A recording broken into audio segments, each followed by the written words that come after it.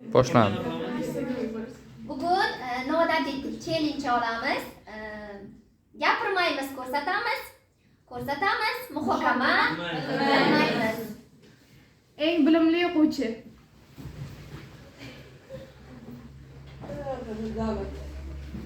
Darsda kechikib keluvchi o'quvchi.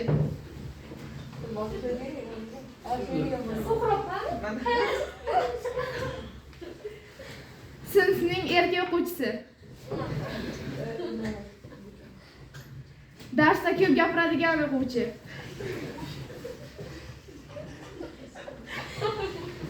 Matematika darsida kuchli o'quvchi. Eng tortinchoq gap gapiradigan qiz. Eng tortinchoq gapiradigan yigit. O'qituvchining eng ko'p gapiradigan o'quvchisi.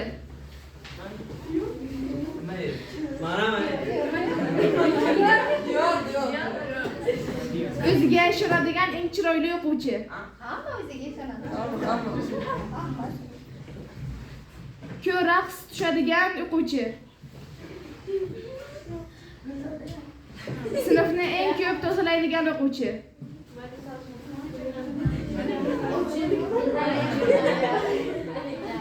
Sinfda kim lider?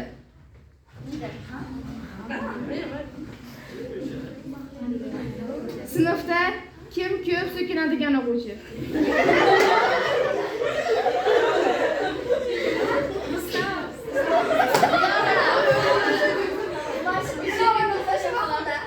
Eng mehribon o'quvchi. Eng mehribon o'quvchi.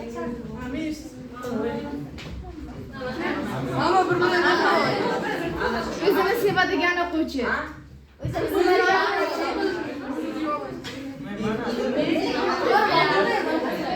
Ingliz tilini zo'r biladigan o'quvchi. Eng tarbiyali o'quvchi.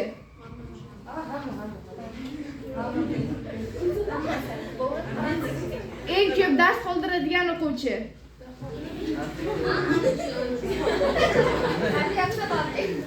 Sinfimizda kim ko'p ustozdan ko'p javob oladi? Javob?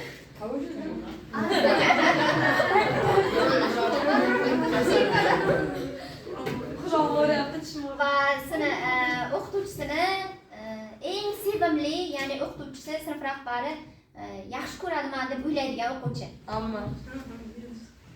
Hammasini yaxshi ko'raman. Hamma deganda so'zlar tushuniladi. Hamma deganda odamlar tushunadi. Rahmat hammalaringizga, hammalarni yaxshi ko'raman. Zamsin yaxshi ko'raman.